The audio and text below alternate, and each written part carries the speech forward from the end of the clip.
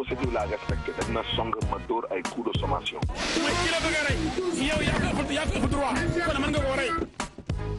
ndax bii nga xam ne moom lañ may fale télévision Futurs Médias mbokk yi ànd ak ñun ñi ngi am mbégte dellu si ak yéen ci seen émission Faram Facce ni ñu koy amalee àllarba bu jot ci waxtu bi ñu dikk ak yéen ci seen émission boo xam ne li ko tax a jóg mooy waxtaanee tolluwaayu réew mi Faram Facce ko ku ne xam na ni réew mi ci wàllu politique am na solo nag ñu koy Faram Facce di waxtaanee actualité bi loolu mooy li yëkkati émission bi en direct tey nag ñu am ci gan.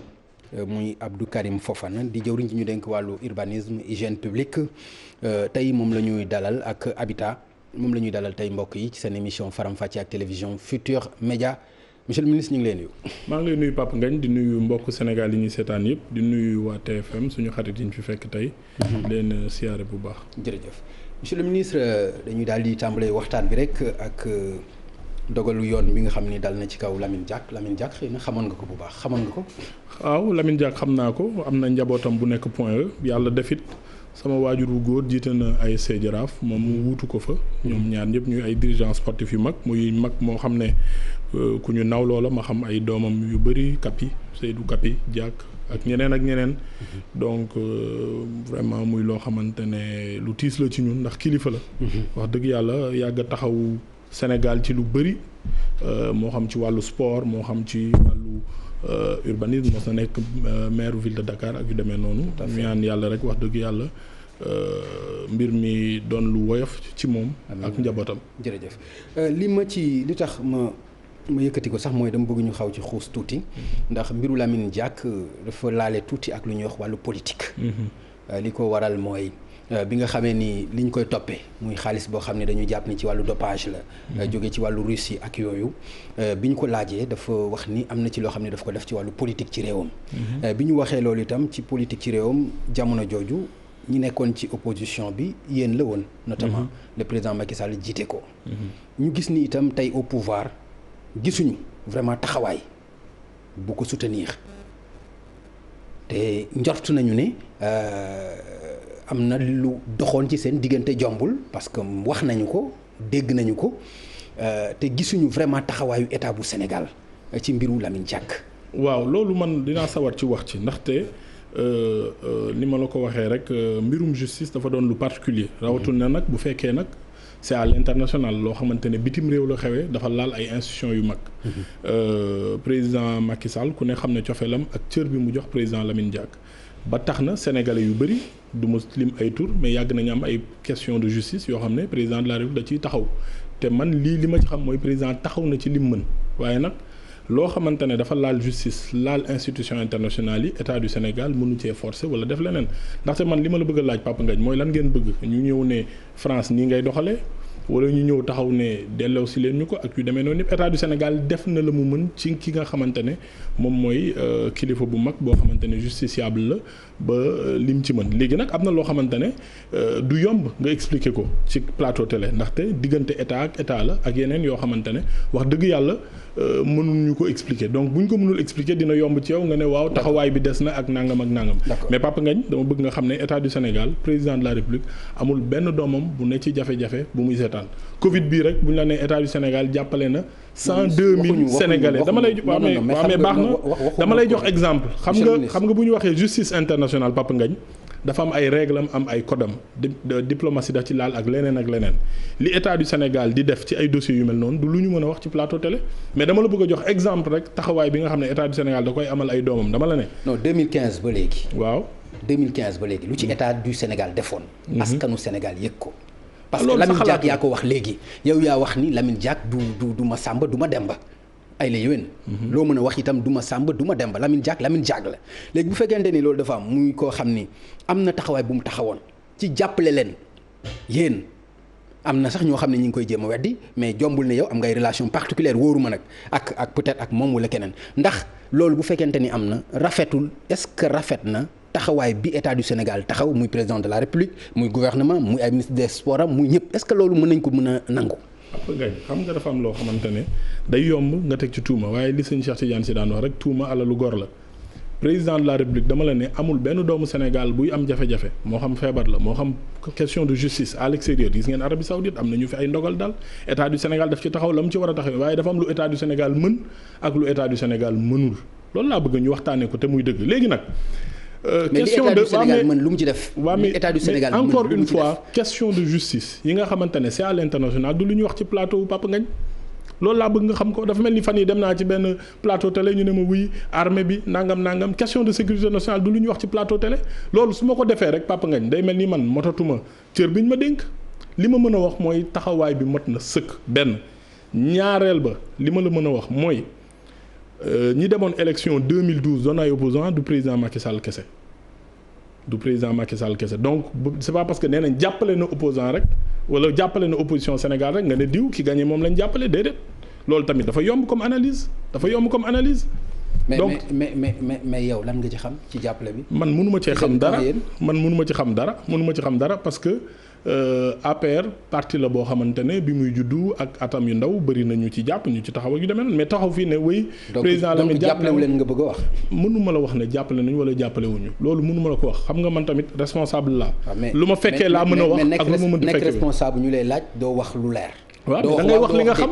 mais da ngay wax li nga xam non li nga xam laa la laaj man laajuma la loo xam. waaw mais li ma xamul tamit nga ma laaj. xam naa ne daal président Macky Sall nit la koo xamante ne ku organiser la ci parti politique am te ku am prudence la ci képp ku muy jëflanteel ci loo xamante ne politique la ñun APR ci lépp lu ñuy def ànd nañ ci ak financement participatif dox nit ñi di jënd seen carte de membre di def li ci war léegi nag li ma la bëgg a wax rek mooy lenn yow Papa Ngagne décision de justice bu génnee France ne Lamine Diack kat daan nañ ko ndax nangam ak financement wu opposition Sénégal lu tax juróom-ñaar fukki candidats yi nga xamante ne ñëpp opposition lañ bokkoon di jongante ak Ablaye Wade nga sepp ci kenn rek ne est-ce que du kooku la jàppale Lamine déedéet defal nànk am na parti bu mu bokkoon peut-être am na coalition boo xamante ne fa la bokkoon ak yeneen lu tax xalaatoo loolu yëpp mais nga jàpp ne diw kese la man tooguma ak ñooñu yow laa toogal. waaw mais moo tax ma wax la li ma xam nga am casquette bokk ci parti bi. am casquette bokk ci gouvernement bi. dëgg la am casquette ñu war la mën a laaj. lan la mooy taxawaayu gouvernement bi ci lii nga xam ni naxar la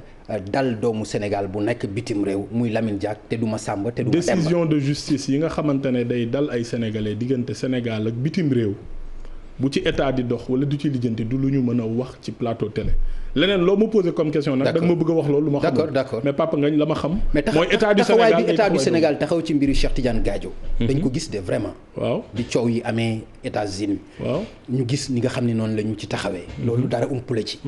mais lan moo war a mën a indi wuute ci jàppale yi. non da nga naan yow yaa ko jàppee wuute mën naa am réew yee wuute mën naa am États-Unis seen ay procédures judiciaires lu ñu ciy def peut-être day feeñ te France melul noonu dama bëgg ngeen ñu xam savoir raison garder président Macky Sall ku nekk gis na doxalinam ci kilifa yi ci kilifa politique yi ci kilifa aada yi ci kilifa diine gis nañ cër bi mu leen jox man dama xamul Lamine Diack lan la war a mën a joteeg Macky Sall président de la République wala APR ba war a tax wala état du Sénégal ba war a tax duñ ko jàppale question boobu laa la bëgg a poser Lamine Diack nit ku baax la taxawu Sénégal yor raaya Sénégal représenté Sénégal fu ne donc li war état du Sénégal mooy lu ko mënti dal lu gënoon tuuti état du Sénégal da koy taxaw donc boo ñëwee taxaw rek amoo benn preuve nga ne ñun daal gisuñu jàppale bi parce que am na ñoo xam dañu am sutura li ñuy def ci diggante état ak état loo xamante ne dafa laal diplomatie loo xamante ne dafa laal coopération judiciaire mais du ci kanamu plateau lañ koy waxee loolu su ma ko defee rek. wàcc naa sama yoonu ministre. condamnation bi donte def na appel. mais rafetoon na au moins moom réaction. waaw mais condamnation boo xamante ne mi ngi door a génn ci journée bi xanaa di nga xaar ba suba. mais xanaa nit ñi duñ génn conseil des ministres 4 heures nga ne 20 heures war na am xam nga tamit yenn saa yi bon c'est lié à votre métier c'est tout à fait normal jàngat bi dina gaaw ak yu demee noonu mais état dafa am nu muy fonctionner mënuñu ne 16 heures rek 20 heures nañ def yow xam nga ne Sénégal ku fi yeewoo ku ne ak président de la République moo la gën a naqarlu li nga xamante ne moo dal Lamine Diack te kilifa bu baax koo xamante ne wax dëgg yàlla moom am na taxawaay bu rafet ci Sénégal. d'accord donc loolu rek laa la ci mën a wax. d'accord c'est vrai que mën am na yu bari yu ñu ci war a waxtaanee mais ponk yi ñu war a jël itam dafa bari. ndax mbiru Lamine Diack am na ñu ciy tudd mbiru racisme sax ndax gis nañu ne li ñu koy tuumaal tuddal nañ ci ñeneen ñoo xam ne ku mel ni Platini wala keneen te ba tey ñoom ñu ngi ci seen ay activité bopp xëy na ponk boobu rek bu ci état du Sénégal sukkandiku woon wala leneen du ñàkk moom argument boo xam ne dina ko mën a teg et puis mën a jàppale doomam mais loolu li ma la wax moo ci nag xam naa ni am na yeneen ponk yu ñu war a waxtaane dañ ci daal di dem monsieur le ministre dañu gis président annoncé dem ci ay tournée notamment ci banlieue bi jàpp naa suba ou ginnaaw suba la wax Kër Massar samedi incha allah mu wax ci Saloum vers Kaffrine Kaolack ak foofu ndax jàpp nga ni yéexul loolu ci président de la République déedéet Papa Ngagne jàpp ma ne yéexul ndaxte nit ñi wax dëgg yàlla bu lu mel noonu xewee li ñu gën a soxla mooy techniciens yi mooy dund gi mooy moto pompe yi mooy li nga xam ne moo leen di génne ci ndox leneen lu ñu ci teg rek mën na am leneen la président de la République chef des armées la bu guerre amee ki nga xam ne moo jiite troupe yi soxla wuñ ko mu ñëw taxaw naan fii la ñuy fetal ak fii la ñuy dagg ak fii la ñuy xàcc dañ soxla mu toog utal nit ñi ay moyens dañu soxla mu dajale équipe yi xool finance publique yi fan la toll xool moto pompe yi fan la toll def évaluation situation bi def li nga xam ne moom moo ci war donc mënuñu toog rek ne dafa yéex situation bu nekk ak ni ñu koy gérer xam nga yéen dafa am lu may fàttaliku bi coronavirus commencé dañoo mës a toog rek ne waaw lu tax Sénégal jëliwul ay étudiants am fële ci Wuhan dëkk yëpp ak koy def. te muy dëgg aussi te muy dëgg aussi parce que lu ñu musul gis la. ay doomu Sénégal nekk ci ay jafe-jafe. mais faw ñëpp seen xalaat nekk ci nañ leen indi. waaw dëgg la waaye nag xam nga nag ki toog. ci di organiser émission wala ki toog ci këram. di wax ak njiit bokkul. njiit dafa am nooy analyser dëkk ya ko def yëpp fa la coronavirus gën a bëre. li waroon mooy sécuriser waa Sénégal ba pare xool ndax ñooñu ñu ngi ci conditions yi nga xam ne moom moo war donc dafa am loo xamante ne mooy jëfu kilifa ak ki nga xam ne dafa toog ci grand place rek jàpp ne waroon nañ leen andi moo gën a yey wala waroon nga dem sóobu ci biir kii photo wu taxaw déedéet loolu du li gën a am solo man li ma jàpp daal mooy jëfu kilifa bu mu def woote conseil déglu borom xam-xam yi déglu ñi nga xamante ne ñooy ministère sectoriel yi lan lañ def lan lañ war a def déclencher tamit li nga xamante ne mooy plan léegi nee nga loolu la waroon def. pourquoi mu toog ba léegi di fa doog a dem c'est-à-dire il faut aussi ñu cohérent bu fekkente ni da nga ni techniciens yi la ñu soxla. na bàyyi techniciens yi mu ñu doxal mais mënuñu toog ba presque une semaine après mu di fa dem moom président Sall. nga naan ma non c'est parce que techniciens yi ñoom ñoo fa waroon dem techniciens yi ñoo waroon def li pourquoi léegi kon mu war fa dem. mais xam nga Papa Ngagne encore une fois li gën a am solo du dem baak dikk bi li gën a am solo mooy nit ñi dañ ne ci jafe-jafe boo xam ne dafa laal àdduna bi yëpp jafe-jafe boo xam ne ay intempéries ñoo ko andi dëkk yi gën a développé ci àdduna bi boo fa demee France année bii mois d'août am na ñu fi gaañu ci loolu. boo demee Corée. quand même pays yooyu nga xamante ne tey ñëpp ñoom lañ naw boo demee Australie xanaa doo ma ne Australie dañ sàggan. xanaa doo ma ne Makka ak Medina non dañuy waxtaan waaw mais dinaa ci egsi man xam nga lu may ñëw waaw man ci visite président mais dama la bëgg a wax ci askan bi ñëwaguma ci càggante de yow yaa bëgg a dugg ci yooyu man dama lay wax rek yow yaa bëgg a justifier lii te man vraiment waxaguma justifier wu ma Papa Ngagne boo ma dégloo rek Australie di ma wax ay boo ma dégloo rek dinañ yaa bëgg a wax vraiment loo xam laajuma la pratique yi nga xam ne ñoo am ci àdduna bi li ma bëgg a wax dinaa ko wax boo ma dégloo boo ma dégluwul nag bëgg ma yóbbu ci li nga bëgg tamit xayrul ma déglu la li am solo xam nga mooy lan nit ñi dañ ne ci jafe-jafe nga ñëw génne leen ci jafe-jafe yi te lii génnee nit ñi ci jafe-jafe ndigalu président la mais ay nit a koy jëfe waaye nag boo demee ba situation bi évoluer mais yey na ci population nga ñëw xool lii la techniciens yi di wax ak yu demee noonu waaye nag populisme dañ ko weesu nit ñi liggéey lañ wax action lañ wax bu fekkee ne situation dafa am fu mu toll ñu ñëw def analyse yi ci war ñi war a jiitu def liggéey bi ñu def ko mais tey jii président bu jëloon ay botam dugg ci biir banlieue bi ak yooyu durulam am na ñoo xam ne ñoom ñoo ko war a def. waaw léegi monsieur le ministre. lan ngay wax ci ñi nga xam ni ci xibaar yu wóor. information yoo xam ni renseignements généraux yi dañ ni président boo tegee sa tànk ci banlieue bi doo ko defati. mu daal di reculer demu fa ba tey xëy na ñu am lu ñu fa négocier pour mu daw a dem loolu am na ñu koy wax.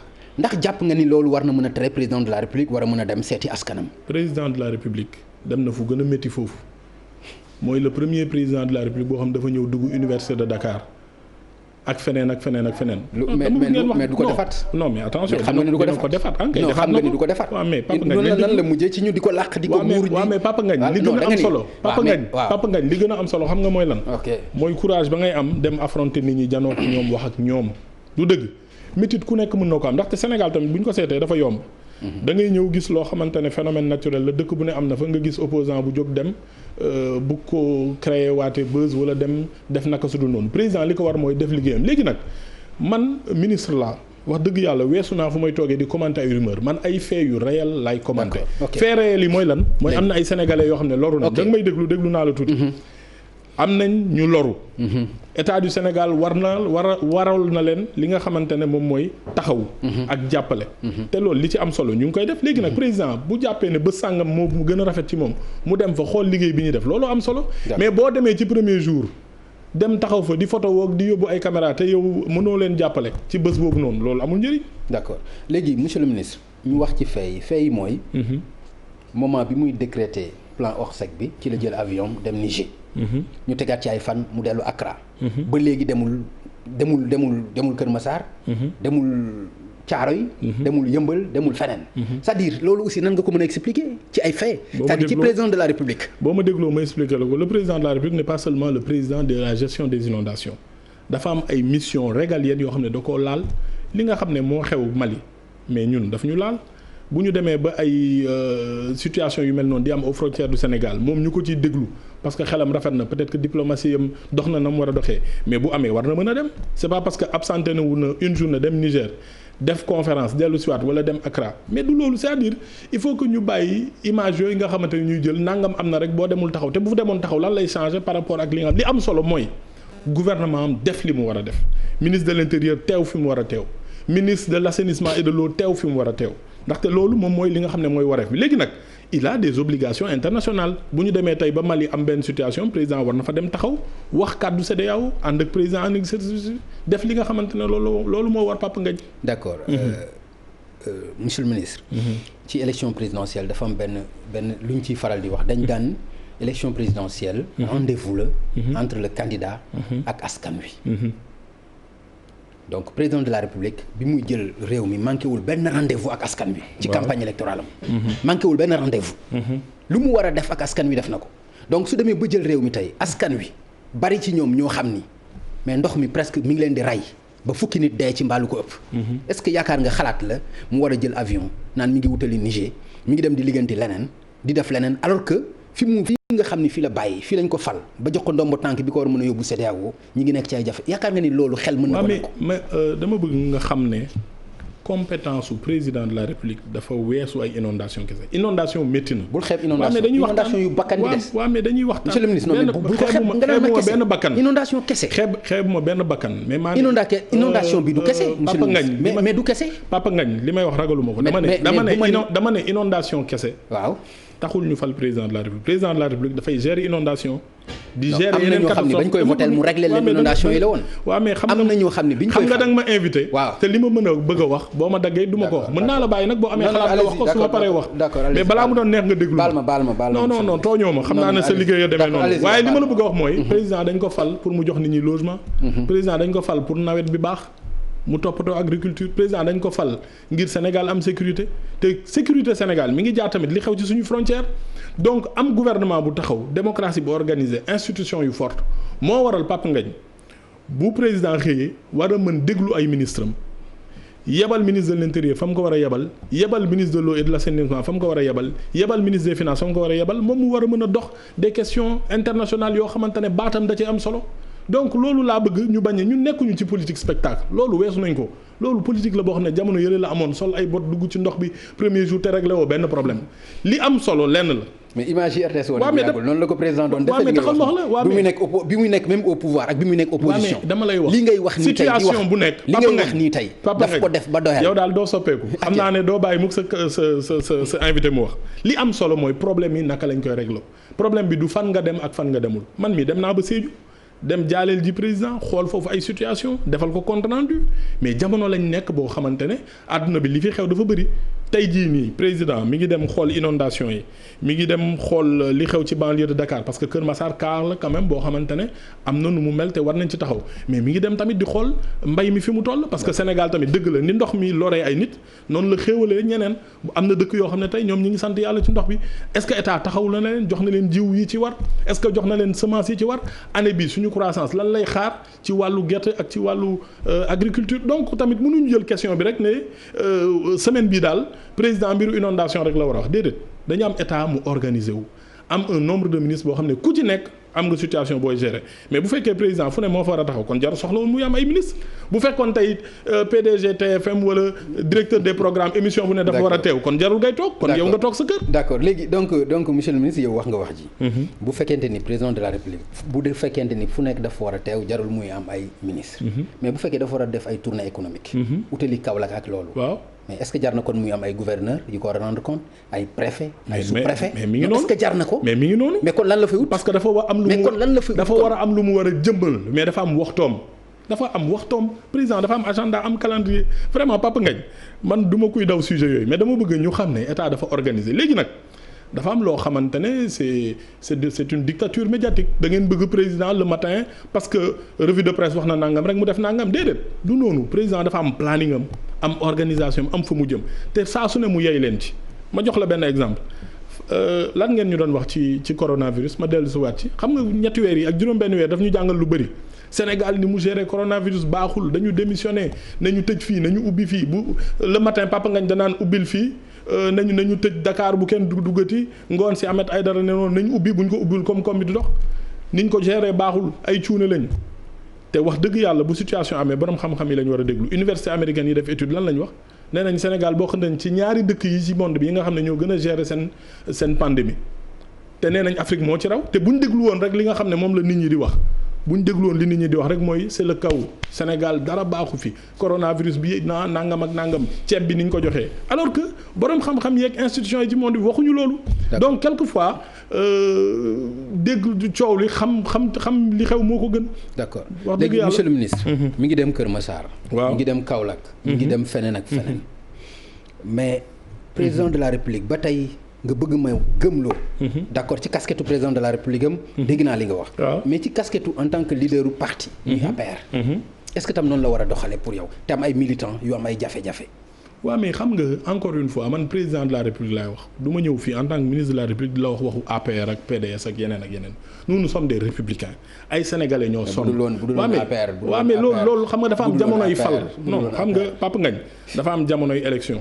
dafa am jamono yi li tubaab bi di wax dem outil suffrage yu sénégalais yi loolu nag ni ko démocratie organisée ak suñu constitution am ba pare waaw mais mooy li ma la wax mais boo xasee ba falu nag da ngay régler problème mu sénégalais yi man problème mu sénégalais yi laay wax li am solo encore une fois mooy l'état c'est une machine lu ci nekk dafa am lu ko war a def yow su ma la dégloo tey dafa mel ni tey rek problème mu inondation am na kon nañ tëj justice bi woo magistrat yi juge ne leen dem leen toppatoo mbirum inondation ñu tëj douane bi ne leen bàyyi leen frontières yi da ngeen dem lijjanti inondation lu tax jëluñu armée bi ne leen bu leen toppatoo ci sécurité aux frontières ñëw leen toppatoo inondation il faut qu'on sache raison garder Papa Ngagne ñun état leen lii du ñun rek la dal fii xoolal dama lay jox benn exemple dëkk yi mu am yëpp bu ko defee nga xam ne mais ñooñu ñu ngi koy gérer di ko organiser Niger août 45 morts 226 000 sinistrés état du Sénégal dafa àggul foofu Côte d'Ivoire juin 2020 16 morts juin rek weeru juin egguma feneen fi France xam naa dañ sàggane xam naa amuñu plan Orsec 3 morts en août Arabie Saoudite wax naa la ko sànq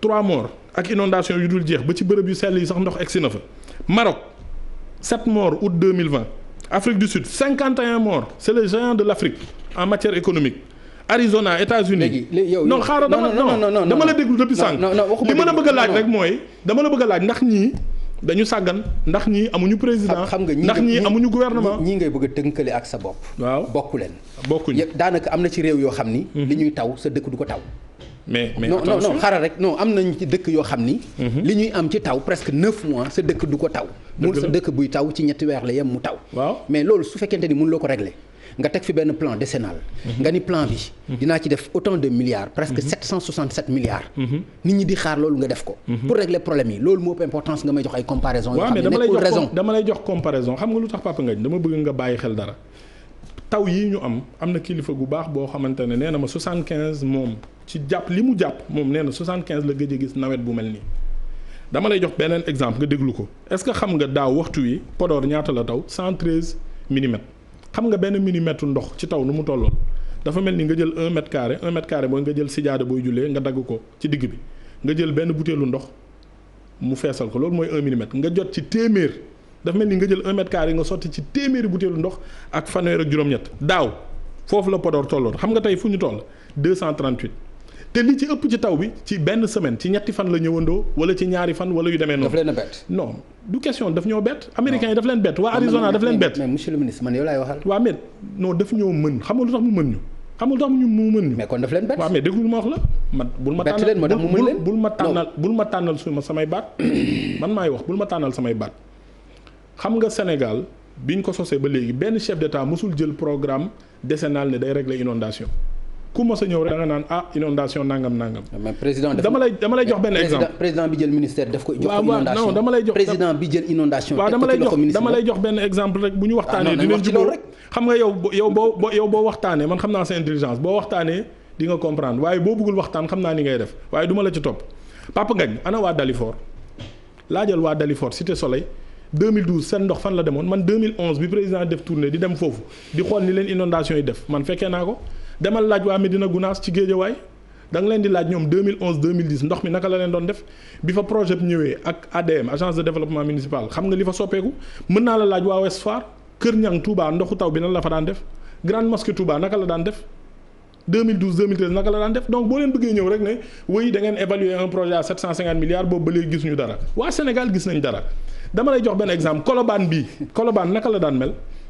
donc boo ma nee nag programme bi laalagul fépp eggagul fépp évidemment c'est un programme décennal ci fukki at lañ ko tëgg mais bu juróom-ñaari at jotee doo ma ne dëkk bi fan la laal mais imaginez tey Papa Ngagne Sénégal programme bi président teg 2012 2013 2014 2015 ci wàllu inondation bu amul woon fan lañ jëm maa ngi la koy wax léegi dama lay joxaat rek benn exemple xoolal fu mel ni Bambey. est-ce que dégg nga fa non dama lay laaj fu mel ni Bambey monsieur le ministre. waaw mais dañuy waxtaan dañuy ay exemple laa lay jox dañuy waxtaan dégg ma bàyyi ma wax aussi. waaw waxal maa ngi bu ñuy waxtaan nga bëgg a teg say kayit bëgg a lire rek jëm suba. non jëm mu suba yow da ngay lire bàyyi ma lire yow yenn saa yi sax nga lire SMS. mais bàyyi ma lire kon monsieur le ministre. waaw li ngay wax ni mën nga ko waat que damay lire SMS mën nga ko waat. non dama la ne yenn saa yi nga lire SMS. non dama ne ndax mën nga ko waat loolu. non jaru ko. d'accord alors léegi li ma bëgg a wax mooy. waaw li ma bëgg a wax mooy. boobu ba léegi wax nga ma plan décennal bi. nga ni ma buñ ci deful woon dara kon Sénégal xam ni defuñu ci dara expliquer nga exemple. pourquoi defu leen lépp te mu nekkoon 10 ans. waaw parce que 10 ans yi matagul 2020. mais 10 ans yi matagul Papa Ngagne dafa am. mais 10 ans 8 ans dem na ci Papa Ngagne dama bëgg ñu waxtaan. ok Papa Ngagne Sénégal ay pàcc la man dem naa par exemple week-end bi Sédhiou. Sédhiou problème ba ñu amoon benn quartier bu tudd Montagne Rouge la ndox mi di jàll di dem bay dugg ci biir fi nga xamante ne moom mooy cimetière yi. mais état du Sénégal defar fa benn ouvrage boo xamante ne mi ngi dévier ndox bi tey mën naa am ouvrage bi pareegul bu taw ñëwee di nga ne nangam waaye problème bi réglé nañ ko à moitié te dina continuer wax naa la léegi Dalifort wax naa la Kër Ñang wax naa la Touba Mosquée wax naa la Philippe Maguilène Senghor mais 2012 ñun ñëpp fii la ñu fekk Papa Ngagne Philippe Maguilène Senghor ñëpp gis nañ naka la daan def léegi lu tax at mii def ko tey ren la taw bi gën a bëri kon am na lu ñu def am na yéene xam nga li gën a am solo mooy xam nga lan ci pays en développement yu mel ni suñu yos mooy kilifa boo xamante ne day jël initiative. inondation am ci initiative am ci plan triennal quadriennal quinquennal mosul am bay am plan décennal mais nga am kilifa bu toog ne lii kat war na arrêté. non mais nga def ci li ci war ci investissement. waaw mais xaaral yow yaa ngi tàccu benn plan boo xam ni mais plan bu ñu mën a jàpp ni plan bu échec la. déedéet plan bi échecul. plan bu su ma la déggee nga naan plan kilifa gu def plan décennal nangam. alors que ani plan bi. plan boo xam ni bu ñu la waxee ñu ne 26% lañ ci. déedéet man d'accorduma loolu xam nga plan bi dafa am d'abord restructuration am na quartier yoo xam dañ leen restructurer tey demal Hann Plage c'est-à-dire Papa Ngagne tamit li ñuy waxtaan dafa war a conséquent dama la ne demal Hann Plage nga laaj leen demal Pikine Irrégulier Sud. demal Mbao nga laaj fondation droit à la ville lan la def ak état du Sénégal programme de construction des logements sociaux sama biir ministère la nekk boo demee tey Ngent waa Thiès 200 logements ñu ngi leen koy defaral 100 logements yi pare na mais loolu ay programme la yoo xam ne mi ngi continuer ñu ngi koy exécuter projet li mu def ci yeneen quartier mais nit ñi xam nañ ko ñi nga xamante ne bénéficier nañ ci léegi nag dafa am lu xew mooy jamono ji dafa soppeeku bu dara xewee rek réseaux sociaux yi damay jël sama image wane jooy dugal ci télé bi waxuma ne nit ñi amuñu jafe-jafe yi lu dëgg la li tax état du Sénégal teg plan Orsec ça veut dire que am na problème mais nag yenn saa yi dañuy jël benn zone boo xamante ne peut-être délai d'évacuation des eaux yi dafa jël 24 heures comme léegi nag c'est le moment de l'instantanéité parce que loo yor sa téléphone dugal ko rek ne fii garaaw na ñëpp yuuxu mais Papa Ngagne diggante 2012 ak léegi le Sénégal def na ay jéego yu rëy ci li nga xamante ne moom mooy gestion des inondations léegi nag lépp melul na mu war a mel. programme bi eggagul 767 milliards yi fan la dugg. dama la bëgg a wax dara d'abord Papa Ngagne defe naa ne le 13 décembre dañuy waxtaan rek. 13 décembre 2012 waaw ministre Amadou Kane ministre des finances. moo toog ak bailleur de fonds yi toog ñu def une évaluation avant projet sommaire ne état du Sénégal kat jàpp nañ ne bu buggee régler sur 10 ans problème mu inondation yi. 766 milliards kat war a mobiliser. mu nekkoon estimation donc la. comme loolu nga bëgg déglul li ma lay wax bu ñu paree ñu ne dafa am phase d'urgence 66 milliards.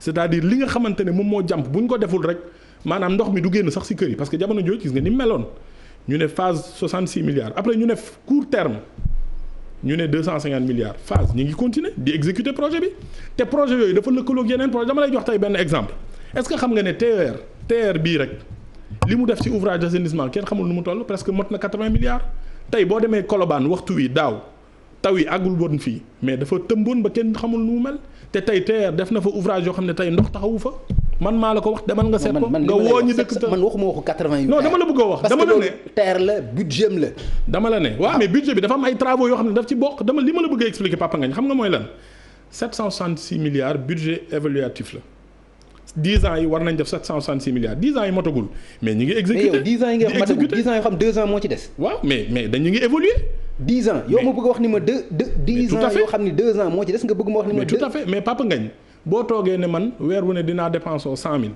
su ma ko defee fukki weer ak ñaar 1 million 200 la 8e mois bu jotee da ngay ñëw ne sa jabar ana 1 million yi fu mu 1 million 200 yi fu mu toll nañu waxante dëgg rek yow tey TFM bu ñu budgétiser ne Papa Ngagne 20 millions lañ koy fay ci at mi salaire xam naa ne sax war na ëpp loolu bu ñu demee ba 8e mois dañ naan 20 millions yi fu mu jaar mais attends il faut ñu réfléchir tuuti bëgg politique ak bëgg a jaxase xelu nit ñi warul tax ñuy wax nit ñi loo xam ne mënul nekk xelu nit ñi ci yow laa ko dégg non yow laa ko dégg non yéen ay jaxase xelu nit ñi monsieur le ministre parce que mënuñu ne askan bi mérité wuñu nii nga bëgg a wax mënuñu ne nii nga bëgg a wax askan bi mérité wuñu Papa Ngagne li may wax nii xam kan la arrangé wul ki bëgg a jaxase xelu nit ñi mais buñ la nee plan décennal bu 10e année bi jotee nga war a mën a wax ne ana 766 milliards yi jaar mais yow bu ñu la nee plan décennal ne la phase d'urgence ne la court terme ne la moyen et long terme yow nga ne léegi 8e année nañu wax lépp fan la jaar mais loolu bëgg a jaxase xelu nit ñi la dama la ne Papa Ngagne dugal Dalifort dugal Colobane dugal Philippe Maguilène Senghor demal Kër Niang demal Grande Mosquée Touba loolu ay exemple yu ma la jox la man sama ministère man dama la ne non mais peut-être excès gu fa te tey président wax na ko conseil des ministres ne Kër Massar point la boo xamante ne dañ ko war a prioriser parce que tamit bu ñu nax suñu bopp état du Sénégal pays en développement la ñu yor am na loo xamante ne dañ koy defar mais mënuñu xëy benn bés rek ne nañ def lépp dama lay joxaat beneen exemple ci coronavirus États-Unis Italie France jàpp ñu woon ne bokk nañ ci dëkk yi nga xam ne ñoo yor système de santé yi gën a mag ci monde bi yi gën a généreux yi gën a organisé wu Papa Ngagne mi coronavirus ñëwee lan la ñu wat en 1 mois rek ku ci ne sax da nga jël say malade di ko yóbbu ci TGV di ko yóbbu ci beneen dëkk est-ce que ça veut dire que ñooñu seen ay plan respecté wuñ ko mais am nañ TGV waaw mais teewul bi feebar yooyu ñëwee jox appareil respiratoire seen ay malade sax mënuñu ko te pourtant dañu am système de couverture maladie universelle boo xam ne moom la ñëpp di coow ci àdduna bi donc waruñu am complexe boobu suñu dëkk bi waruñu jël rek taxaw naan non dara baaxul ni ñu ko defee du nii wala du na le dama la ne. non c'est un programme évaluatif man naa ko wax non dama la ne. plan décennal bi rek la ñu wax ni ñu ko defee plan décennal bi mook dépense booy joxe ci kër la mënoo ne at mi dinaa dépense 1 million 200 8e mois d'août mois de septembre nga ñëw taxaw ne nañ ma wax 1 million 200 yi fi mu dugg da nga naan kay au prorata du 8e mois wala du 10e mois fan la dugg. mais Papa Ngagne. prorata ci 8e mois. fan la plan décennal bi dugg. Papa Ngagne évaluation bi dinañ ko def bu ñu ko defee ñu wax leen ko président laajte na évaluation bi mais li ma la ci mën a wax tey Papa Ngagne xam nga mooy lan Kër Massar la fa xew métti na waaye boo demee Dalifort xam ne bu fa état deful woon la mu def mu gën a garaaw Kër Massar boo demee Kër Niang xam ne li fa état def bu ko deful woon mu gën a garaaw boo demee fii nga xamante ne moom la ñuy wax Philippe Maguilène Senghor li fa état def bu ko defoon tey Papa Ngagne bu ñu fàtte état du Sénégal mi ngi liggéey ci assainissement tey jii dama lay jox benn exemple am na benn programme bu ñuy wax programme d' assainissement des 10 villes tey Kaolack am na ay zones yu inondé mais am na zones yoo xam ne inondéetu parce que programme d' assainissement wu 59 milliards boobu nga xamante ne ñu ngi koy gérer tey Dakar bénéficier na tey boo demee corniche bi am na programme mu 6 milliards bu ONAS di defar corniche parce que corniche bi tamit da daan am ndox Kaolack Touba Saint-Louis Pikine Louga Rufisque Tivaouane Matam Kolda mais Papa Ngagne léegi nag da nga bëgg rek nga foog ne nag programme moom fetesu la da ngay taxaw rek ne def naa 766 milliards fetesu rek affaire yi ñëw mais programme la dafa am ay procédure am niveau d'exécution ñu koy topp nànk problème li nga xam ne kay loolu la ñu war a laaj mooy lu tax 2012 rek lañ mos a am programme décennal buy gérer les inondations 2012 ba léegi lu tax dëkk bu mel ni tey Nigéria am na ci benn état bu tudd Kébi waxuma la inondation dem nañ ba 25% seen production ceeb dafa yàqu Sénégal loolu dañ fa egg donc nañu xam li ñuy wax te bañ a jaxase xelu nit ñi Papa Ngagne. d'accord état du Sénégal mi ngi ciy góorgóorlu lépp matul lépp melu na mu war a mel mais taxawaay bañ ca war a am ak jéego yañ ca war a def def nañ ko ci bu ngeen ko ci taxawoon. taxawaay ba ca war a am. su ngeen ko ci taxawoon. waaw kon tey yëmbal du ñu wax li ñuy wax Kër Massar du ñu wax li ñuy wax Tëngéej. nga xam ni li fay xew kenn mënu la ko expliquer duñu wax li ñuy wax taxawaay bi ngeen ci waroon taxaw. ci plan décennal bi teg ko ci yoon.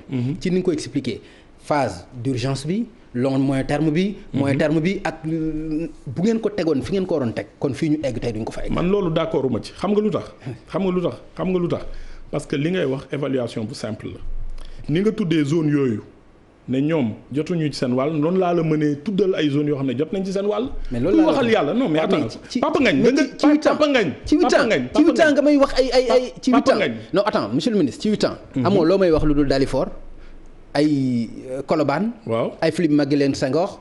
mais mooy zone yi gënoon impacté mais mooy zone yi gënoon impacté da nga bëgg gën a impacté Tëngéej mais dëgg la mais Tëngéej ci la bokk ci programme bi laajtal Promoville lan la fay waaj a tàmbali.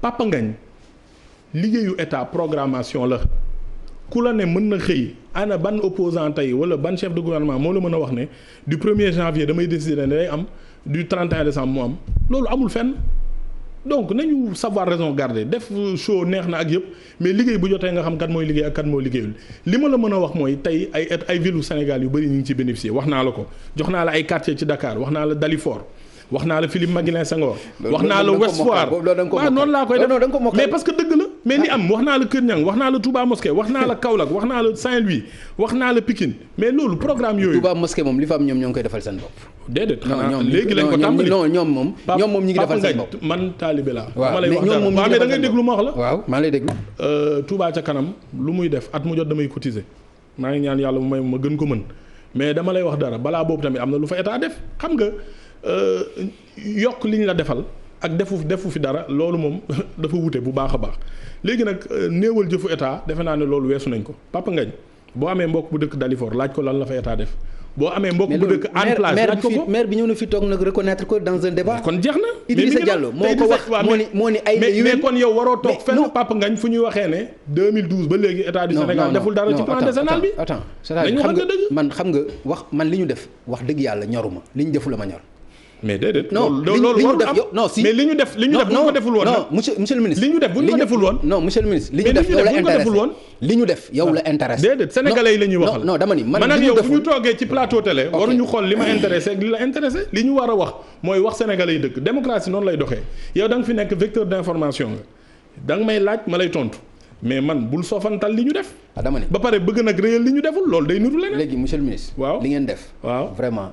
nga baal ma mais intéressé mais intéressé na sénégalais yi non d'accord mais parce que ni ma fi sénégalais yi tegee noonu nañ la fi tegee Pape Ngagne léegi monsieur le ministre man xam la moom ma intéressé li ngeen deful ba mbënd mi di rey nit ñi ci biir dëkk bi man loolu mooy suma problème c'est-à-dire Kër Massar tey Tëngéej tey da ngay gis da ngay yéemu ci àdduna da ngay gis par exemple loo xam ni daf lay wóor ni lii mais ci état bu responsable bu am vision mënoon na ñàkk mais Papa Ngagne li ma bëgg a laaj mooy Arabie Saoudite du état bu responsable lu tax mbënd bi di fa def li mu fay def Afrique du Sud du état bu responsable France du état bu responsable États-Unis du état bu responsable Australie du état bu responsable Papa Ngagne. waaw léegi Papa Ngagne boo demee ba sa budget plan décennal da nga may may nekk 700 et quelques milliards.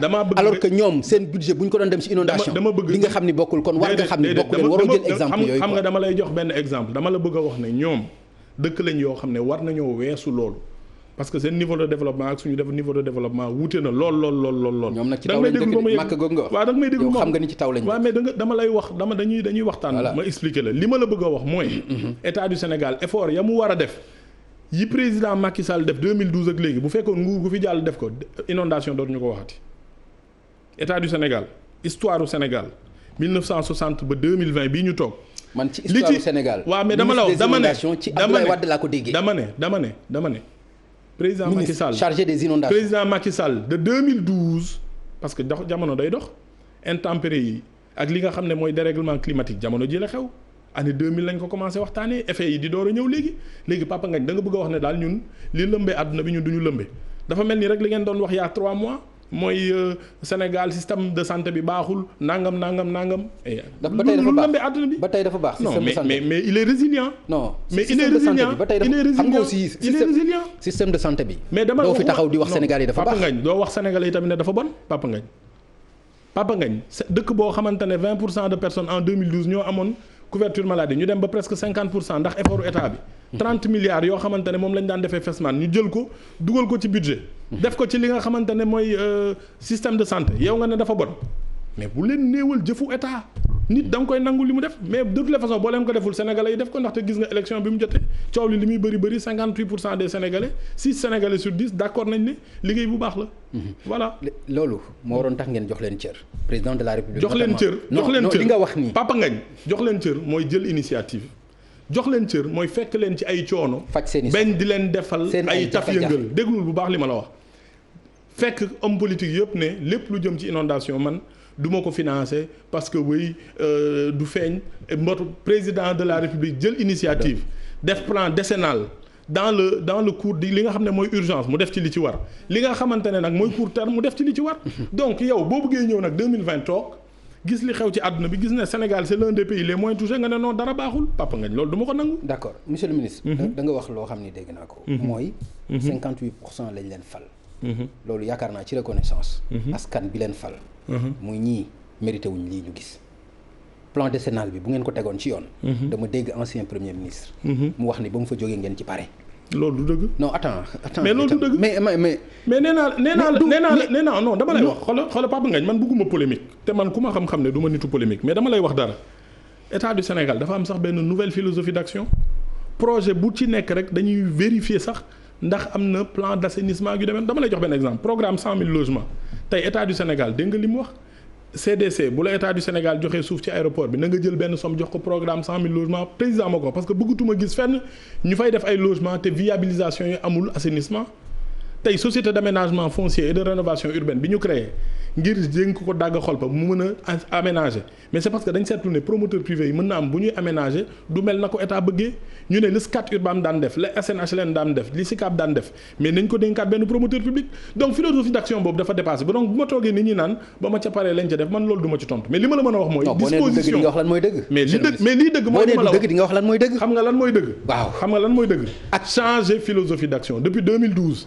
programme d'assainissement yi dafa gën a bëri structure yi nga xamante ne ñoom ñooy gérer wàllum assainissement te def ci liggéey dafa bëri mën naa la jox projet 48 milliards def nañ ko ci li nga xamante ne ay assainissement la programme de construction des logements sociaux te da ngeen di fàtte gestion des inondations dafa am 3 volets étude d'aménagement am li nga xamante ne mooy gestion des eaux pluviales ba pare am tamit li nga xamante ne mooy restructuration et relogement mais restructuration et relogement depuis sànq maa ngi la ko wax mais bëggoo ko dégg yow li nga da nga jàpp ne rek dañuy lim lu ñu mokkal la di ko wax non réalité la fëggal waa Hann Plage demal Mbao demal Pikine Irrégulier Sud demal ci dëkk yooyu yëpp nga xool lan lañ fa def loolu da nga foog ne dañu toog rek fete su mu nekk c'est parce que liggéey bu sérieux la organisation la te bu fekkoon ne yeneen gouvernement def nañ ko du ñu agsi fii bu fekkoon ne tey jii nii dama lay wax ñaari secteur yoo xam ne bu ci gouvernement yi defoon lañu ci war a def gouvernement bu ñu defloon dara kon mu gën a graaw non dama ne ci secteur yeneen yooyu gouvernement dama ne dañuy waxtaan xam nga fekk nit ñi fi ñu nekkoon yóbbu leen plan jaxaay xam nga bu ñu defloon loolu waaw def leneen ak leneen mais tubaarkàlla mais est-ce que ça règle tout le problème voilà mais est-ce qu'ils en sont comptables non mais waroo waxee noonu non je suis pas du tout d'accord dama la ne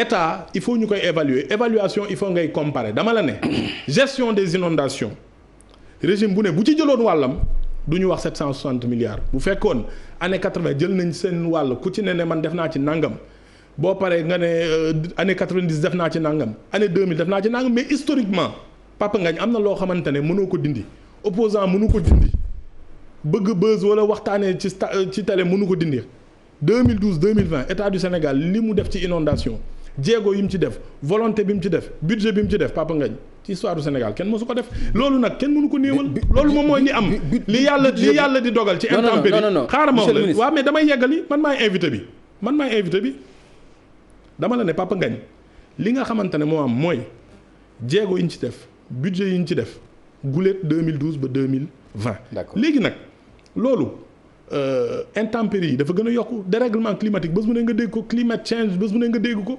léegi nag loolu tax may la daf ñu mën parce que li tax mu mën ñu mooy dafa mën dëkk yoo xamante ne jàpp nañ ñu ñoo ñu ëpp koom-koom ñoo ñu ëpp infrastructure mais loolu moo tax. comparaison boobu il faut mu am c'est-à-dire yaa ngi tiital askan wi. non mais tiital li am ci àdduna bi il faut ñu wax ko. paasewul Papa Ngagne daf ñu mën Papa Ngagne mais Papa Ngagne dama lay mais xam nga man Papa Ngagne du ma homme politique boo xam ne bu ma toogee ci télé non damay wax dafa am day tiital askan. mais Papa Ngagne wax dëgg dafa baax c'est-à-dire ndox bi wadde fii. Papa Ngagne nga naan daf ñu mën. Papa Ngagne ça fait 10 ans de façon irrégulière état du Sénégal di jot ndox moo xamante ne tàmmul di ko jot Sénégal monde bi ci boppam di jot daaw jéeg gis ngeen ko am na dëkk yoo xamante ne du ci ndox lay feeñee États-Unis gis nga ay Katrina ak yeneen toog nañ ay décennies yoo xamante ne amu fa mais bu ñu demee ba jamono yi muy dal Sénégal léegi yow nga bëgg a wax ne rek sàggantewu état bi la te yow état bi ni mu dépensé ci jamono jooju keneen mosu koo dépensé mais kon la vérité est où. monsieur le ministre la conséquence elle est où dans ton analyse. léegi li ngeen ci def mooy 66 milliards ci phase d'urgence. waaw mooy 256 milliards après. waaw boo ko totalisé mu lay jox presque ay 300 et quelques milliards. waaw loolu nga ma bëgg wax moom ngeen ci def. non bëgguma la wax loolu yow yaa ko wax dama la ne. non ci plan décennal bi dama la ne waaw mais da nga may déglu plan décennal bi tamit dafa am ay projets connexes yoo xam ne ñoom it dañuy jël seen wàll nee naa la tey TER bi fu mu jaar fu ne def na fa programme assainissement dama lay jox benn exemple. Promoville mais tout à fait mais état moo ko def. mais attends kan moo ko def keneen yow yaa ko def. xanaa amul étude boppam plan décennal non dañuy waxtaan. mais dañuy waxtaan Papa Ngagne. xanaa amul étude boppam. Papa Ngagne. waaw boo defaree sa plan décennal ne damay def Rufisque damay def Colobane damay def Nangam nga ñëw am projet bu tudd TER boo xam ne daf fay jaar te fi muy jaar fa ndox mi war a impacté la mais da ngay def projet boobu defaat bii pour yàq xaalis xanaa loolu moo ko defoon di nga ma woo ci plateau bi ne ma Abdou Karim lii ngeen di def lan la. projet bu ne da ngay jël sa wàll man tey programme bi may def ci logement mais am na assainissement yoo xam ne dama ko ciy def tamit. loolu yëpp mais fi population li am solo mooy fi population yi ne ak fa ñuy dundee lan nga leen defal donc loolu moom mooy problème bi ak programme bu ko mënti def xam nga tey ñu ngi wax ONAS mais tey wax naa la ko PDL bi tey agence de développement municipal liggéey na ci fondation droit à la ville liggéey na ci programme de construction des logements sociaux liggéey na ci pays ak yeneen état du Sénégal mi ngi def li ko war léegi nag daanu dajul suuf du ma fi toog ne lépp baax na bu lépp baaxoon ndox mi du def li mu def waaye li ma la bëgg a wax rek mooy boo seetee dëkk yi gën a mag ci àdduna bi ëpp ñu moyens gën ñu baax assainissement ñoo bi ndox mi sonal na leen donc bu ma leen nee daf ñu mën c'est parce que daf leen mën ñoom tamit mën àdduna bi te loolu question climatique la à la base. yow ñi ngay méngaleeg sa bopp ñooñu dañu dëkk ak ndox. ñooñu dañu dëkk ak taw non dañu dëkk ak taw buy boo xam ni presque at bi yëpp da koy def donc exemple yooyu ngay joxe. nga baal ma mais vraiment au contraire non Papa Ngagne au contraire da ngay def erreur Papa Ngagne ki nga xamante ne day recevoir taw sur 12 mois.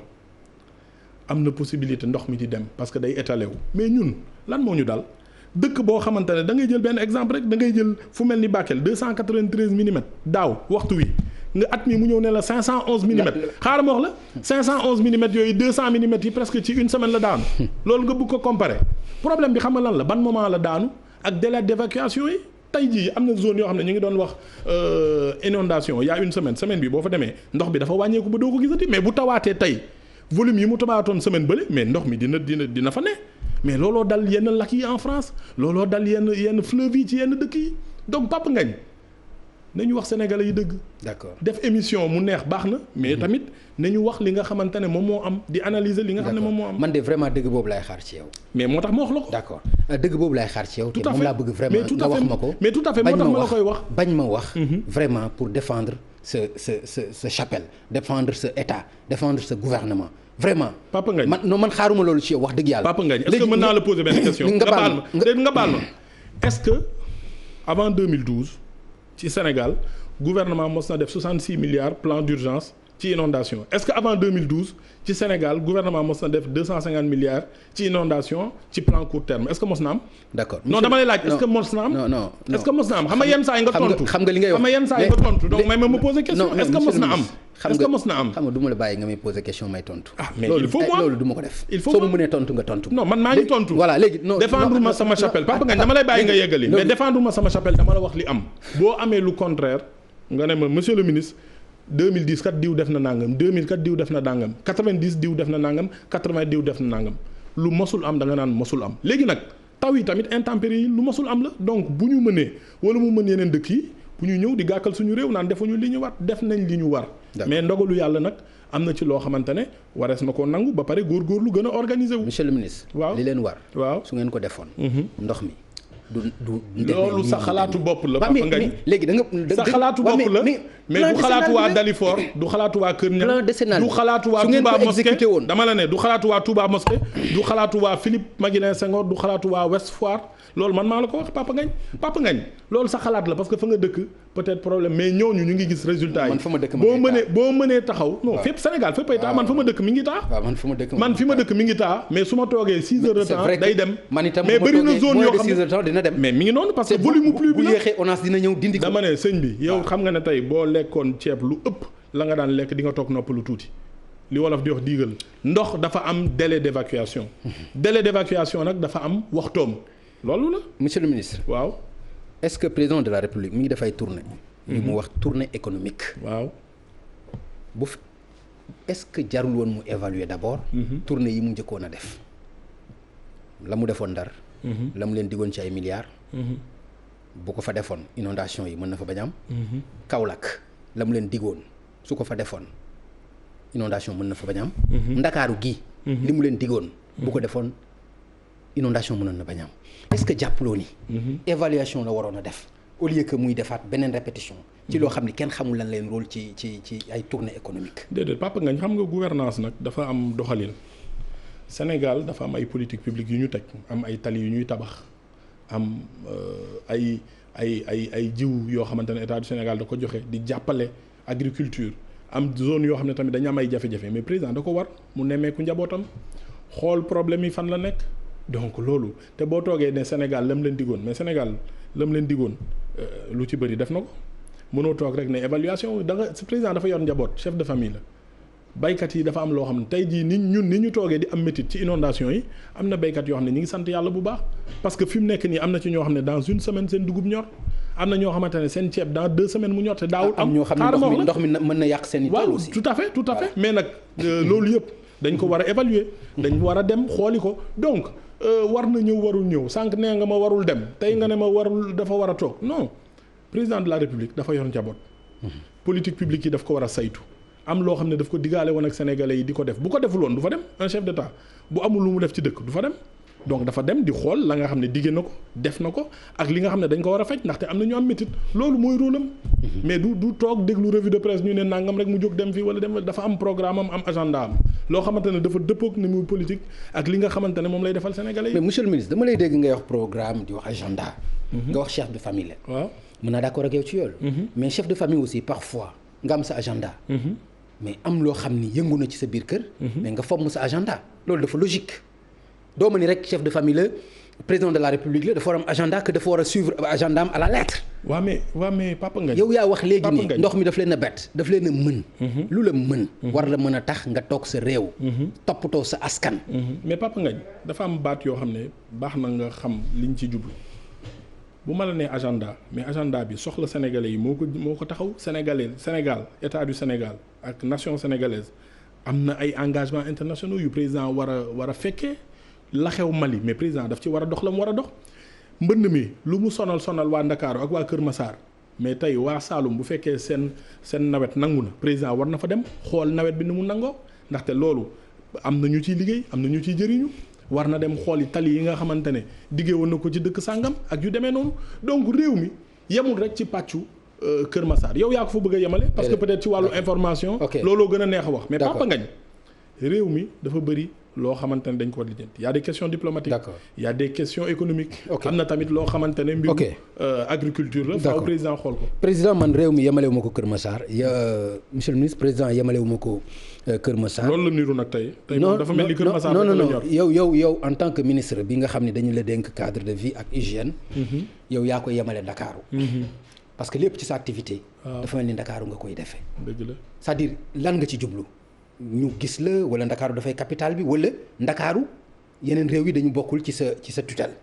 loolu boo ko waxee dina ma jaaxal ndaxte man alxames ak àjjuma yëpp maa ngi woon Sédhiou. di fa defar jardin public. di fa joxe matériel pour nettoiement marché yi defe naa ne def naa ko dëkk yu bëri bi ma demee Saint-Louis yàggul ngir lu mel noonu. man samay programme fépp la laal ci Sénégal. d'accord xam naa ne nag da nga bëgg a ràbb ba andi ci question politique. mais man égalal def naa ko Sédhiou def naa ko. def naa ko Diourbel ak feneen ak feneen.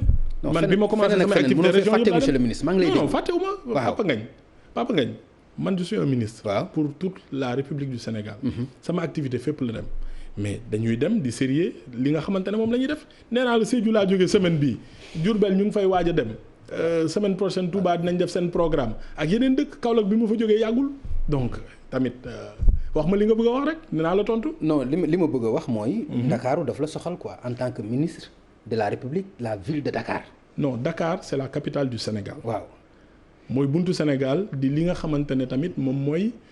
image du Sénégal à l'international boo nee Sénégal Dakar lañ leen njëkk a wax mais bu ñuy toppatoo am na lu ci war ñu def ko ci liggéey bu ko defee ku fi ñëw it xam ne Sénégal am na cër loolu rek la. d'accord ci politique laa bëgg a wax. waaw ville de Dakar. waaw daf la intéressé en tant que maire. man dama bëgg nga xam ne ci parti laa bokk Papa Ngagne militant bu discipliné naa fii man toog dañ ma fi teg sama parti bu ëllëgee bu ma nee Karim Dakar bu ma nee Point E bu ma nee feneen ak feneen ma topp li sama parti wax loolu la.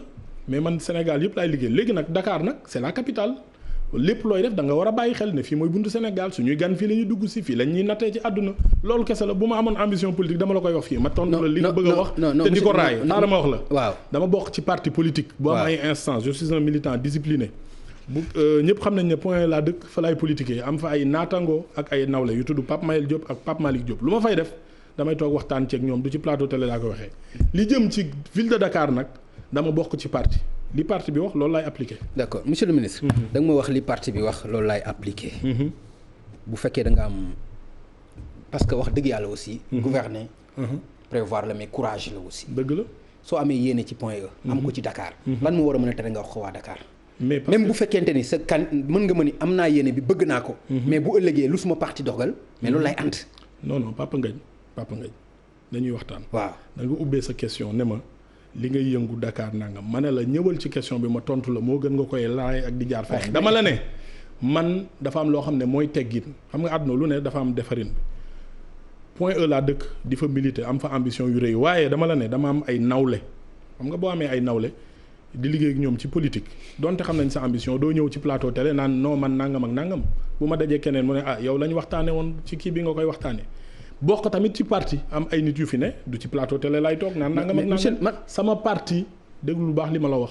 nga jàpp ko nga takk ko sama parti militant disciplinaire li mu wax loolu laay appliqué jeex na tàkk. li ma xam nag loolu leneen la. dafa am ay actes yooyu posé. waaw actes yooyu dafay nuru. mooy acte déguerpissement yi nga xam ne di nga koy def. Sandaga gii. nga xam ne jëlee nga ñi fa nekk. parce que xam nga ne ñi ëpp ci ñi nekk Sandaga. boo doon voté Dakar ñoom dëkkuñu Dakar ba lay votel donc mu mel ni nga jëlee leen fa intéressé wu la. déguerpissement ñi ëpp ci ñi nga xam ne aussi yaa ngi leen fay jëlee. askan bi nga xam ne ñoo fa dëkk ñoo la intéressé. c'est-à-dire acte yooyu. la ñuy xool lire xalaat ni kat kii am na lu ko soxal ci Dakar. waaw Papa Ngagne man sama action dafa simple. je suis ministre de l'urbanisme du logement et de l'hygiène publique. sénégalais yi di ñaawlu. ne encombrement dafa am problème mu hygiène publique gestion des déchets dafa am cadre de vie defaratuñu ay jardin defaratuñu ay espace léegi bu ñu ma ko joxee da nga bëgg rek man ma toog naan non su ma ko defee waa Dakar dañuy xalaat ne nangam ak nangam sama liggéey laa war a def mais man ay désencombrement def naa ko fii Thiès def naa ko Kaolack def naa ko Saint-Louis ak yeneen semaine bii rek am na ay dëkk yoo xam ne war naa fa yónnee matériel pour ñu def désencombrement ba Sédhiou bi ma jógee rek toog nañ fa di programmer li ma war a def dama ko war a def man kay dama waroon ñëw nga ne ma Abdou Karim vraiment macha allah li nit ñi ñemewul def nga ko mais du caagin ne diw laa ci seet ku ma xel loolu njàmbaarte la li nit ñi ñemewul def nga ko. non xam nga non dañuy waxtaan. waaw loolu nga bëgg ma wax la ko mais loolu nga bëgg ma wax la ko man da nga ma posé question. waaw yow Sandaga ni mu mel yow jaaxalu la woon. Sandaga ni mu mel amoo ci gàcce. ci Sénégal pas du tout. ah bon amoo ci gàcce Papa Ngagne yow ni nga xëyee ak sa yëre yu rafet. ni ngay sol macha allah amoo dara loo xamante ne dina la métti boo rombee Sandaga. pas du tout suñu marché yi ni mu mel. pas du tout non man aw ma ci dara lu mën a xarit citoyenneté dina ma jaaxal mais man li ma jàpp man ci sama rôle mooy li nga xamante ne jaarul yoon ci suñu urbanisme muy ci wàllu hygiène publique cadre de vie encombrement dañ ko war a lijjanti waruñu fi nekk di def ay calcul politicien bu fekkee nag da nga bëgg ma doon ministre boo xam ne day toog di def ay calcul politicien di seet ñama neex parce que am na lu yomboon amoon na lu yomb ci man mooy tëju sama ministère di xool dossiers yi gën a yomb ma koy lijjanti. man ba may jóg di dem Ndingler di régler ay problème foofu dafa am ay électeurs u Dakar dama jàpp rek ne Sénégal bu amee ñaari sénégalais yu jote di xuloo ci mbiru suuf état waru leen seetaan war na toog déglu leen ut solution. donc mënoon nga wax ne xanaa man dafa am lu may wut Ndingler kon Papa Ngagne tontu ma dafa am lu may wut Ndingler dañu waxante dëgg pour man politique ay responsabilité la da nga koy assumer. nit ñi am lu la neex am lu la naqari bu problème amee da ngay janook moom ba lu la ci yàlla def la ko ci jeex na tàkk yenn saa yi ma dugg ci problème boo xamante ne samay mbokk sax dañ may woo ne ma lu la dugal ci lii mais dama jàpp ne suñu rôle mooy assumer responsabilité tey mu neex suba mu naqari mais li am solo mooy ñu bañ a daw janook sénégalais yi expliquer leen gis nga keroog sa confrère yi nga xamante ne ñoom ñoo bokk ci presse bi seet si nañ ma ne dañ bëgg cité de la presse ma ne leen waaw baax na mais boo leen bëggee cité de la presse de man li ma leen di wax mooy da ngeen dugg ci li ñuy wax les ZAC zone d'aménagement concerté sénégalais yëpp ci yem buñ ko ubbee ku ne mën nga cotiser ñu daggal la parcelle du terrain jox la ko ak sa coopérative ok bi ñu génnee ma ne leen yéen ñaata ngeen ñu ne ma am nañ 340 adhérents ma ne donc yéen bu ñu évaluer 500 war na baax ma ne leen waaw ma ne leen kon bu ubbee na ngeen dem adhérer mais na ngeen fay parce que boo leen fayul li dal ñi inondé moo leen di dal mooy dëkk foo xamante ne aménagé wuñ ko andi wuñu évacuation d'eau yeeg yooyu ñu génn nag diw jox na leen 500 hectares mais attends léegi man dama war a daw rek làqatu ne non presse bi mënatul ne kenn du leen jox damay assumer c'est des sénégalais comme tout le monde dañ soxla kër. waaw mais bala ngeen di jox aussi bala nga leen di jox loo war a étudier la xool li nga leen di jox waxtaan ak waa dëkk ba parce que coow yi fa am aussi mooy lii rek quand même bu fekkente ni dañ la wax rek nga ni waa d'accord ñi la wax 300 nga leen acca 500 déedéet xam nga lu tax Pape man ministère laa yor ay direction yoo xam ne dañuy liggéey ñun bi président Macky Sall di créer ay pôle urbain dañ def ay études xam ne Sénégal mi ngi màgg population bi 3 millions la woon en 1960 léegi ñu ngi 16 millions en 2010 te mën na am 2045 ñu doon presque 35 millions xaw ma 30 millions. donc ñu fàq ay dëkk waxtaan ak population dafa am lu loi wax. xam nga nit ñi yenn saa dañuy ñëw rek ne man fii sama suufu maam la nangam dëgg la mais loi sur le domaine national xaaral ma wax la rek 1934 1960 xamatuma sax at bi dafa am lu mu wax dafa am ay zone de défrichement ak ay zone de terroir yoo xamante ne population yi lañ ko war a bàyyil mais daf ci am zone yoo xam ne domaine national la état am na sañ-sañu dugal ko ci biir domaine am préparer ko ndaxte dafa am besoin yoo xam ne daf ñuy dab Papa Ngagne Sénégal dafa war a dugg ci industrie bu suñu pétrole ñëwee courant gën a wàññeeku mais Sénégal day mën a produire ay biens manufacturés yoo xamante ne prix bi day wàññeeku léegi industrie yooyu fan lañ leen di yóbbu dañ leen di bàyyi ñu nekk fii Sodida biir HLM chaque jour mu exploser wala am problème sénégalais yi bëgg kër 400 000 sénégalais yi nga xam ne évalué nañ leen ku ci ne dama bëgg kër am naa lu ma jëndee kër waaye kër yi dafa cher suuf si nangam ak nangam xaaral rek Papa Ngagne ma wax la léegi ñooñu c'est important mais bàyyi aussi ñu relancer ci boobu liggéey dafa c'est-à-dire dama ci bëgg a wax mais domaine national boobu li sañ-sañ bi ci état am mais ñun dañ koy doxal mais dans le respect des droits des populations dagga xol ba boobu ñuy wax danga may may rek ma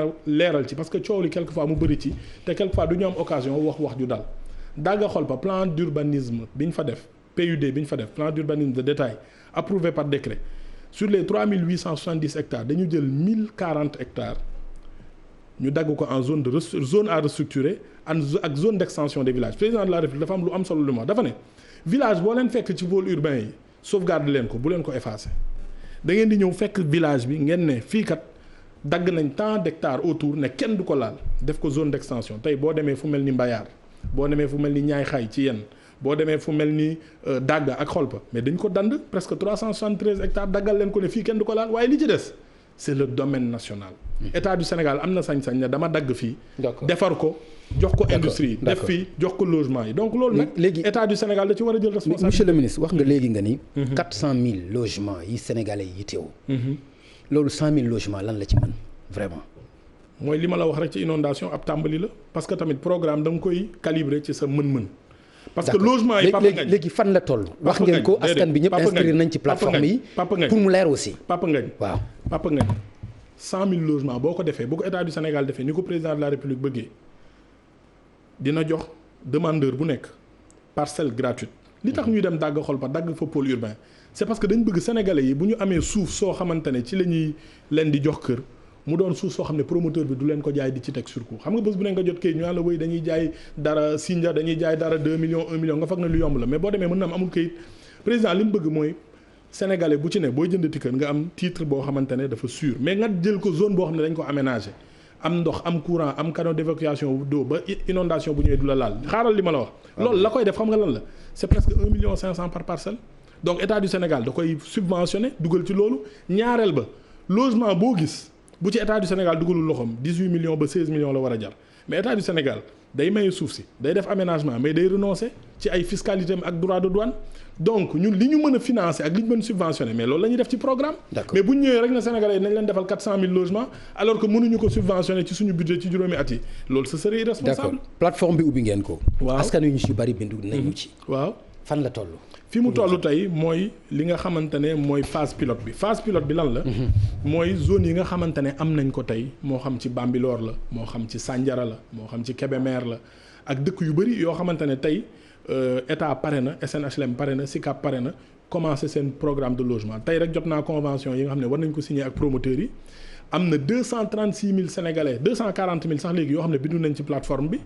am na ci ñoo xamante ne maa ngi wax suñu mbokku diaspora yi ne ñoom 8000 rek ñoo bindut alors que am nañ possibilité ba 20000 donc am nañ 11000 personnes yu mën a bindu. sélection bi naka nga koy mën a sélection bu rigoureuse la plateforme bi bu amee ce sont les premiers venus qui seront les premiers servis man awma possibilité tànn fii wala tànn fële maa ngi koy wax sama xarit yeeg sama mbokk yeeg ñoom Papa Ngagne awma kenn ku ma mën a dugal non dama la koy wax rek Papa Ngagne parce que dama la si ñaan leneen li nga xamante ne moo am mooy yenn saa yi nga gis kenn koo xam ne day laaj ndar la bëgg donc laajul Dakar donc mën na am ndar ña fa laaj doyuñu ak yu demee noonu en tout cas daal programme la boo xamante ne Sénégal am na ci yaakaar ndaxte logement boo ko seetloo ci dëkk yamu jaar yëpp ay Maroc ak Malaisie ñi amoon programme yu mag yëpp daf leen jox croissance économique daf leen jox emploi Maroc nee nañ ci 15 ans chaque année 1,7 de croissance lay am loo xam ne logement moo koy andi Sénégal nag yaakaar na en moyenne 1,5% de croissance ci logement ak 694 000 emplois ci juróomi at yi donc programme la bu am solo président joxe ci ay ndigal tamit te defe naa ne commencé na am njëriñ ndigal yooyu ndaxte banque mondiale ak yooyu commencé nañ ci intéressé bëgg ci def xaalis d'accord léegi askan bi nga xam ne ñoo ci bindu te wax nga ni parce que tout à l'heure dégg naa la nga ni immigré yi am nañ possibilité binduwaat immigré yooyu bu fekkente ni binduwaat nañ alors que nombre bi nga soxla am nga ko 200 000 et quelques wala dafa am quota boo xam ne dafa am réservé aux immigrés dafa am quota immigré 20% la parce que logement tamit du logement social kese am na logement de standing mais proportion bu ndaw la dañu fexe ba Sénégal parce que li ñuy bañ rek mooy créer ay quartiers yoo xamante ne ku mel ni man mii nga xamante ne samay am riwul ñun ñoo fa dëkk bu ko defee voilà dañu am li nga xam ne mooy mixité sociale fexe tamit zone bu ne ñu def fa zone d'activité foo xam ne artisanat mën na fa am foo xam ne ay mécanique mën na fa am foo xam ne marché mën na fa am ak yu demee noonu. d'accord mais li ñu gis aussi ci Parcelles Assainies ci Kër Massar état moo ko def de. waaw. gis nañu muy inondé. waaw yan matuwaay ngeen war a mën a jël aussi ba jafe-jafe yooyu ñu mën koo. mais mooy li ma la wax c'est-à-dire booy wax programme décennal de lutte contre les inondations bokk na ci. anticipation wu programme yi di ñëw état lu muy defati dugal ci xaalisam ne leen man kat dama bëgg aménagement tey jii nii boo jëlee rek programme de logement bi boo nee 100000 logements yi c'est à peu près 1,5 million à 2 millions par parcelle yoo xamante ne dañ ci war a def aménagement. c'est presque 200 milliards yoo xamante ne pour lutter contre les inondations ak andi li nga xamante ne moom mooy planification urbaine bu baax donc noonu la état di jëfee pour loolu bañ a am ndaxte gis nga mbiru logement ak bidonville dafa am ñaar. dafa am restructuration mooy li ngay def tey ngir faj coono nit ñi mais dafa am li nga xamante ne mooy prévenir situation bu mel noonu. parce que boo fexewul logement jàppandi njëg yi jàppandi financement bi jàppandi mais Papa Ngagne nit ñi bu ñëwee dañuy dem dëkk fi ñu mën rek. te loolu nag depuis ay décennies looloo am gàcce ngalaama ba président xalaatee ne lii war na ko mën soppi ba def programme bu mel nii. d'accord monsieur le ministre xam naa ni temps bi ñu desee bariwul. mais dafa am benn question rek boo xam ni daf la concerné woon. ci benn appartement bu ñu doon wax da nga ko jënd. à 600 et quelques millions. ñu bari jàppe woon ko vraiment arrogance. bi nga xamee ni ñi ngi ko genre devinette la woon ci un ministre de la République. après gis nañ ko indi ci ay tontu. expliquer peut-être que lu ma loué la nangam lan moo am ci loolu. waaw loolu wax naa ko xam nga politique nag moom yenn yi mënta ñàkk nit ñi dinañ la tuumaal li ma la wax rek sëñ Cheikh Tidiane si nee na tuuma alalu gor la dama xëy rek gis déggoon naa ko nag vraiment ci ay nu mu tuddati ci ay information wala ay nit yu lay wax dégg naa la mais mënoo lu ñu wax ci yow rek nga gën tontu mais li am rek mooy ma dëkk Point E bi ma nekkee chef de division ba ni ma yëgee doon directeur général mosuma toxu xëy bés xanaa nag sama njaboot bu yokkoo ministre da ngay recevoir lu bëri moo war a mën ut nag kër goo xamante ne peut-être moo gën a tane fa ma dëkkoon donc ma dem ut kër gu gën a mel na mu war a mel rek dem dëkk fa xëy rek gis ñu bind ne un ministre qui a acheté nangam man ba léegi sax tontuwuma yàlla moo def borom kër gi ci boppam moo gis information bi tontu ne man kër gi man maa ko moom depuis nangami at dama koy loué ay nit ay kilifa yu bëri man maa ko loué. location vente la ko jox. non yow tamit. bu ñu la nee location kay location lañ la bu doon location vente la kay mooy caagi ne dama koy jënd Papa Ngagne yow tamit. mais damay laaj. non mais location ak vente kay xam nga ne lu wutal. mais dama lay laaj. location lañ la wax. donc location la bés bu ne nga dégg lu bees am na sax ñoo xam ne ci internet lañ leen di fay ngir ñuy wax ci man yu safaanoo yu demee noonu mais li am solo am na ñuy wax ni itam ci internet bi am na ci ñoo xam ne da nga leen di fay pour ñuy wax ci yow lu baax. déedéet loolu loolu du sama mën compte di ko def déedéet non yow yaa wax léegi am na ñoo xam ni dañ leen di fay. waaw mais loolu amul solo xam nga lu tax xam nga lu tax Papa Ngagne ñun ay nit ay homme public lañ dañu tànn politique nag boo ci nekkee lu ne di nga ko dégg mais tamit da nga war a def lu ne am man xam nga lan moo am solo man liggéey lañ ma fi tegee li may ñaan yàlla saa su ne mooy bu ma xëyee def liggéey boo xamante ne dana dëppook la taxoon ñu fal président de la république loolu moo am solo li ñu fi wax ak la ñu tontu génn na jàll na bon li am solo rek mooy ñu liggéey bu ma xëyee su ba ngoon jot du li ñu wax ci man moo am solo li am solo mooy ndax programme yi ñu ma dénk mi ngi avancé li ñu wax ci yow am na solo mu bañ a nekk dëgg bu dee lu baaxul la mais bu dee lu baax la aussi. waaw mais moom laa la wax ci yow aussi loolu am na solo. waaw mais non waxuma la ne ñàkk na solo Papa Ngagne dama la wax rek ne li gën a am solo mooy liggéey bi nga xamante ne moom laay def bés bu ne tuuma nag mënta ñàkk nee nañ la alalu gor la donc bu ñu tuumalee bu ñu waxee bu ñu defee loolu yëpp peut-être que ci métier bi la bokk yow mi Papa Ngagne peut-être dina am lu ñu wax ci yow lu rafet lu ñaaw ak lu demee noonu mais nag loolu yëpp moom laa la wax boo buggee nekk homme politique te doo dégg yu mel noonu moom boo yeboo nga toog sa kër toog sa wetu soxna wala sa wetu waajur voilà. d'accord mooy li ñuy wax aussi ci envol immobilier am na deal yoo xam ne seqoon ngeen ko ci autant de milliards. waaw mais xam nga tamit man yenn saa yi. wala lépp mën na bañ a nekk dëgg yooyu yëpp. non mais mën nañ ko vérifier xam nga leen dafa am état du Sénégal man ba ma nekkee patrimoine bâti dama am andi loo xamante ne je pense que révolution la sur l'immobilier de l'état dama fekk état du Sénégal diggante 2006 ak 2016 fay 130 milliards de loyer 130 milliards de loyer booy wax ci yaxanal xaalis président de la république ne ñu lii kat war ngeen ci ut solution ñu xalaat ne ko monsieur le président de la République jàpp nañ ne loyer bi mën nañ def ay projet immobilier yoo xamante ne buñ ko tabaxee xaalis bii ñu war a fay parce que ñun def nañ projection 2016 2026 buñ ko deful danañ fay 200 milliards nañu jël xaalis boobu ñu dugal ko ci ay projet immobilier yoo xamante ne ñun dinañ ko mën a rembourser bu ko defee ñun ñu moom définitivement bâtiment yooyu mais bañati di louer programme yooyu moo andi sphère ministérielle de Diamniadio andi projet des Nations Unies agence des Nations Unies état du Sénégal daf leen di fayal loyer yu bëri parce que depuis le président Senghor dañu am tradition di accueillir fii ay agence des Nations Unies ay institutions internationales ñu ne nañ leen defaral ay infrastructures yu baax yoo xam ne état du Sénégal moom moo ko moom. comme sphère yi maison des Nations Unies ak yeneen ak yeneen ak yeneen. léegi nag li ci am aussi yaa ngi koy dégg quand même ci ay jafe-jafe. man fa laa nekk. gisuma fa benn jafe-jafe. fa laa nekk di fa liggéey man maa suivre chantier yi du premier jour au 31 décembre. bés boo fa ñëwee nga jël sa caméra ñu ànd ñu visiter ko dara nekk fa ay montage la wala ay tabax la. non mais ban montage tabax la carrément tabax bu jël 24 mois ñu tabax ko ba mu mel na mu war a mel lii ay entreprise sénégalaise lii ay entreprise chinoise ñoo ko defar te bul fàtte projet boobu rek la ñu gis entreprise sénégalaise yi ñoom Telium ak ñeneen liggéey bu am solo def ko en 24 mois suivi bu rigoureux xanaa tey lañ mën a toog ne sphère yi nangam ak nangam li am solo daal mooy sur les 24 mois li ñu ko def ak 10 ans yii di ñëw état du Sénégal li mu daan jël di ko fay luyaas léegi da koy jël di ko fayee bâtiment yoo xam ne moom moo ko moom te loolu état du Sénégal daf ko war a continuer. tey boo demoon Kaffrine am na sphère administrative régionale parce que gouverneur da ngay gis gouverneur boo xam ne mi ngi ak 39 wala 30 services régionaux déconcentrés yoo xam ne ku ci ne dañ la luweel mais ñu dajale ko tabaxal état luyaas yooyu ñu jël ko di fay bâtiment yu ñu moom. mais loolu moom mooy li ñuy jéem a defal sénégalais ci programme 100 000 logements luyaas bi ngay fay nga ñëw fay ko. moom sa kër te it promoteur yi ko def jàmbaar lañ parce que ñoom ñoo lebi xaalis def ko attention. ok promoteur yi ko def ñoom ñoo ñëw leb xaalis jël terrain tabax jox état du Sénégal di fay at ba mu jeex ñoom ñu moom ko. donc loolu man mënuma ci am lu dul fierté. képp ku ci bëgg a débat je suis ouvert. ñu waxtaan ci. merci beaucoup monsieur le ministre ma gërëm la. bu baax bàyyi la nga passer ce message s'il vous plaît ci autant de minutes ci quelques minutes rek. jërëjëf sant leen bu baax di masawu suñu mbokku Sénégal yi ne ci inondation yi di tamit wax dëgg yàlla ñaan yàlla nawet bi jàll ci jàmm.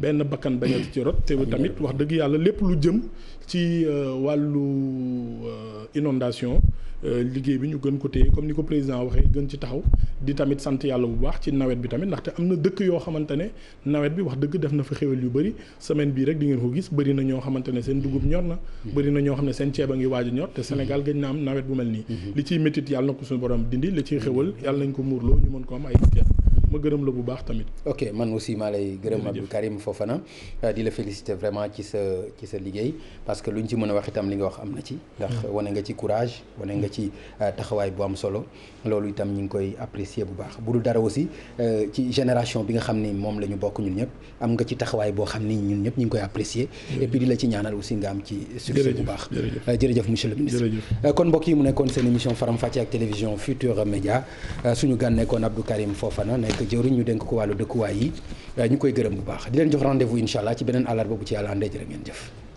mooy fële mën naa juróom-ñaari at la danaa ko yemale ci juróomi at ndax li ñu